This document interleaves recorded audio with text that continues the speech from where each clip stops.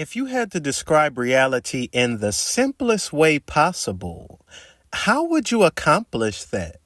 Some people, especially today, would say that perhaps reality is data or some sort of simulation or hallucination, which I talked about previously on this channel. But I think that in the simplest terms, the logical mind that likes to put things into boxes would probably say reality is some sort of thing that is within a thing that is within a thing.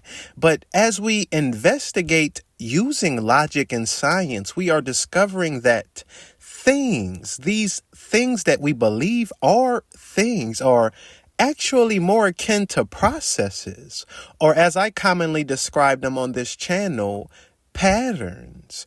Reality is some sort of pattern that is within a pattern that is within a pattern. And all of these various nested patterns are in context to each other. In this way, reality is some sort of echo. Or if you have ever seen two mirrors placed in front of each other, how they appear to have this infinite reflection that echoes out into eternity. And the interesting thing about this echo, it's not a simple forwards and backwards type of process, but rather this echo is echoing out in all dimensions simultaneously. These patterns are interwoven in a way that is completely unfathomable to us, and each pattern contains an infinite amount of patterns that exist in context to each other. If you try and gain knowledge of any particular pattern, or in other words, if you try to see the exact moment, the exact point where one pattern ends and another begins, or to try and gain certainty as I describe it on this channel, reality does something funny.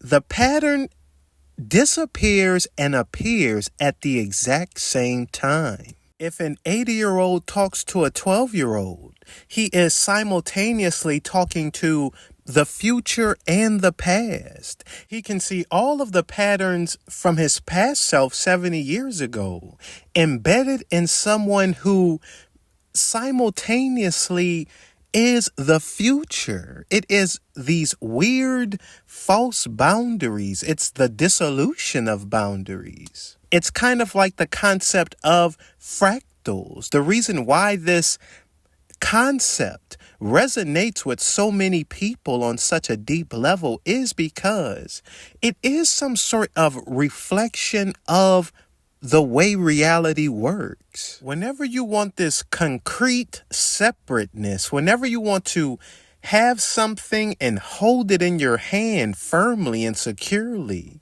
it disintegrates and turns into something else. It's like you want to hold your shirt in your hand until you find out that your shirt is really just made up of a bunch of atoms. So you try to hold this atom in your hand, and then you find out that it's just these subatomic particles. And no matter how much you try to grasp it and make it a thing, it just continues to unfold into something else that exists within context to what it makes up. It's sort of like, when is the exact moment that you transition from being a group of organs to a human being? This was a hot button debate topic within politics, us trying to figure out, when exactly does life start? There is a famous philosophy problem that talks about this very thing. It's called the Ship of Thesis. And the exact moment something becomes something else, we really cannot observe this. And we all just sort of agree to draw an arbitrary line somewhere. Because at its core, reality is seamless. And this seamlessness is what makes reality irrational. This irrationality It appears to be some sort of domain that is unique to the human being, or at least we are the first creatures that are able to interact with this domain in reality. Or in other words, we are the first creatures that were able to sort of realize that, hey, there is more going on here than what's being led on. That there is more to this experience we are having than picking berries and, reproducing and building huts. There's something else at play here. And you see this dichotomy within the human brain, the left brain and right brain being responsible for these two different modes of thinking, where this more logical aspect, this logical mind, it would just say that there is no apparent proof that this all means anything. There is nothing that you can show me that can prove that we aren't just berry picking, hut making animals. But while the logical mind can explain what reality is physically doing, it is the artist that can actually see what reality is actually doing. Because in order to see this, it requires you to do something called reading in between the lines. And the ability to do this, it is irrational. And it's not like, this whole concept of the artist. It isn't like someone is completely logical or completely irrational. Even the most hard-nosed, atheistic, logical type mind, there is an artist somewhere in there. The artist can see that it is not as simple as being left-brained or right-brained, left or right, that we all have an angel and demon on our shoulder, but even the demon on your shoulder, it has an angel and demon on its shoulder, and the angel on its shoulder has an angel and demon on its shoulders. And it just echoes out like this for as far as we can see, where everything appears to converge onto some unified point. It's where our perspective ends. When you were a child, you would read a storybook and Susie would go to the market and buy apples, and that was the end of the story. However, the mark of a skilled storyteller is the ability to demonstrate this concept that I'm talking about within the art. Stories follow a particular pattern that's called the story arc. And a simple story is simply one of these. But a skilled storyteller, they can take this pattern and fractalize it down to different degrees of magnitude depending on the skill of the writer or the storyteller. You'll have your main story arc, and beneath that or embedded within that, you'll have several different minor arcs, and within those arcs you have several different arcs of character development and adjustment. Even a skilled story writer, for example, Quentin Tarantino is famous for this.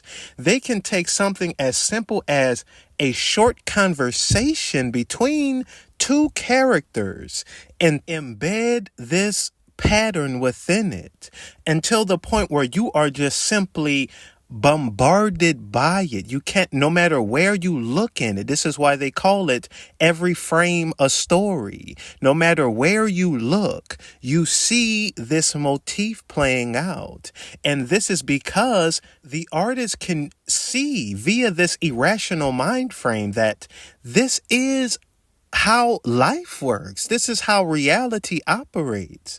The whole debate on whether life imitates art or vice versa, that the artist can see that life is art. It is like some sort of eternally unfolding piece of art. And with this realization, you can come to the only logical conclusion that you don't need any proof for, that many logical minds just can't seem to figure out. Something is expressing itself the same way that the writer has this these embedded patterns. Something is performing this on a cosmic scale. I mean, it becomes abundantly obvious. It is expressing every fiber of its being in all things, at all levels, at all times. And it is of such a great magnitude that to us, it appears to just be doing this forever. There are these worlds that are within worlds that are within worlds. No matter what you try and observe, the plant that's sitting on your table, it exists in its own little world. It has its own things going on. It's not like all of this is happening for our own enjoyment and our own purposes. There are worlds with things going on that we will never see, worlds that we will never understand with their own things going on. And whatever this thing is doing, it's doing it for its own purposes. And we are sort of just along for the ride. We are in the portion of the pattern that's called humanity, human history. Or in other words, there is this great unfathomable main plot, and we are some sort of unfolding beneath that or embedded within that. And this unfolding is just one infinity that's embedded within another, that's embedded within another. And because of this, it is inexhaustible, and it can be anything. To the scientist, perhaps it is some sort of labyrinth of secrets, and it will allow you to reveal secret after secret after secret until you realize that the secrets are endless. Perhaps to the artist, it is some sort of storyteller, and it will tell its stories to you until you see that this Netflix special doesn't end after the second season, and it can just continue to interweave these stories forever and reveal infinite context. And what I ultimately believe it is the imagination. Perhaps, a more logical, philosophical mind or scientific mind would say it's the great unknown, or the mystery as I call it.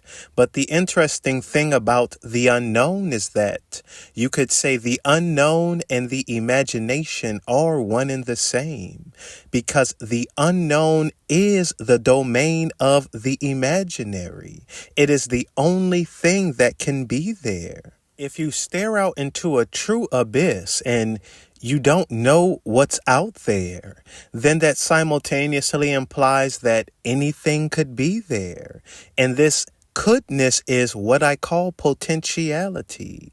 This is the imagination, because all the imagination is, it is some sort of exploration of possibilities. You play around in this land of pure possibilities until it actually becomes manifested in this 3D space and becomes what we all consider to be real. That is when it leaves the imagination and you can actually touch it with your hand.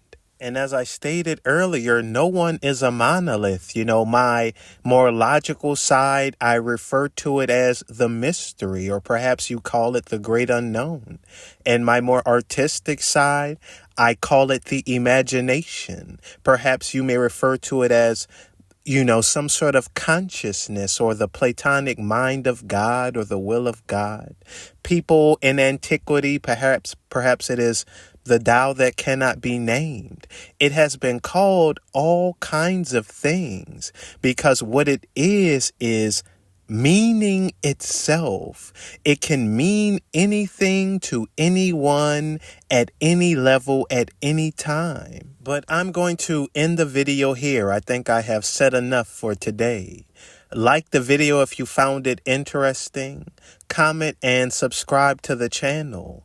I'd like to thank my Patreon supporters, and also someone donated to me on PayPal. So I want to acknowledge all of you and thank you for your continued support, because one thing that is reassuring is that we are not alone. You are not alone in your worldview. There are many of us out here. And when I made this channel, it was initially to pretty much find the others. So I'm glad that that is occurring. And until next time, y'all have a blessed day.